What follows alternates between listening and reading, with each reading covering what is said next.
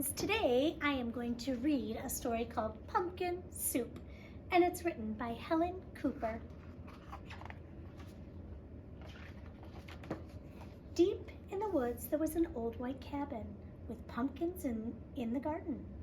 There's a good smell of soup, and at night, with luck, you might see a bagpiping cat through the window, and a squirrel with a banjo, and a small singing duck.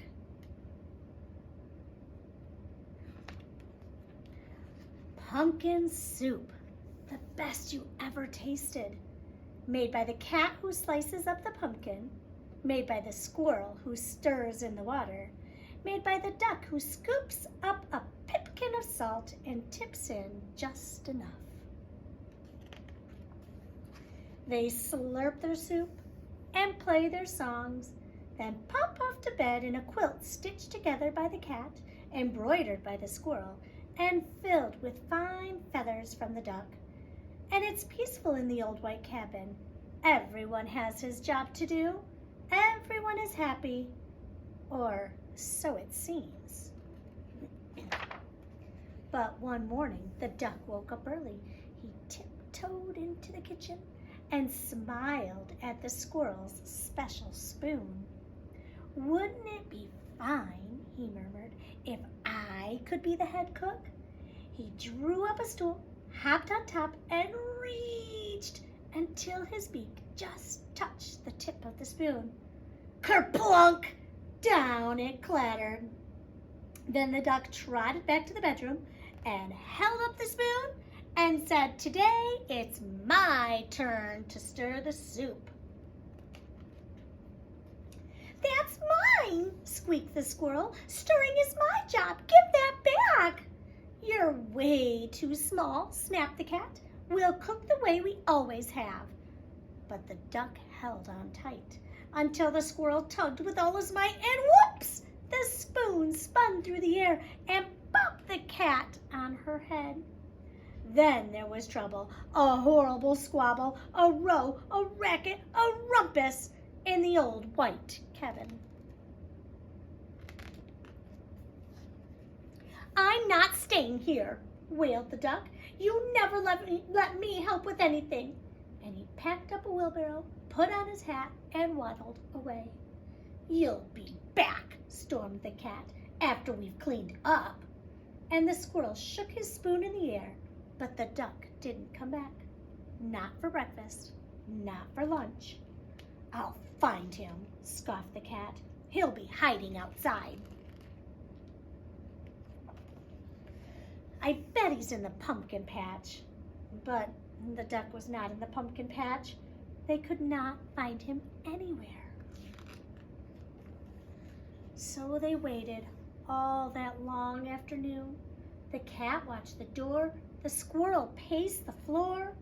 "That duck will be sorry when he comes home," they muttered. But the duck didn't come home, not even at soup time. The soup wasn't tasty. They'd made it too salty. They didn't feel hungry anyway. They both sobbed over supper, and their tears dripped into the soup, and it made it even saltier. "We should have let him stir the soup," sniffled the cat. "He was only trying to help," wept the cat. "Let's go out and look for him." The cat and the squirrel were scared as they wandered down the path into the dark, dark woods. They feared for the duck all alone with the trees and the foxes and the wolves and the witches and the bears. But they couldn't find him. On and on they trudged until they reached the edge of the steep, steep cliff. "Maybe he fell down that," wailed the cat. "I'll save him," squeaked the squirrel, and he scrambled down on the long, shaky rope. He searched all around on the ground, but he couldn't find the duck. Then the cat whispered in a sad little voice, "Duck might have found some better friends." "He might," sighed the squirrel, "friends who let him help." And the more they thought about it, as they plodded back, the more they were sure they were right. But when they were almost home, they saw a light shining from the old white cabin. "It's Duck!" they shrieked as they burst through the door, and the duck was so happy to see them. He was also very hungry, and though it was late, they thought they would all make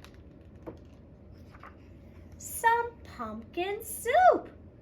And when the duck stirred, the cat and the squirrel didn't say a word. Not even when the duck stirred the soup so fast that it slopped right out of the pot. Not even when the pot got burnt. Then the duck showed the squirrel how to measure out the salt, and the soup was the best you ever tasted.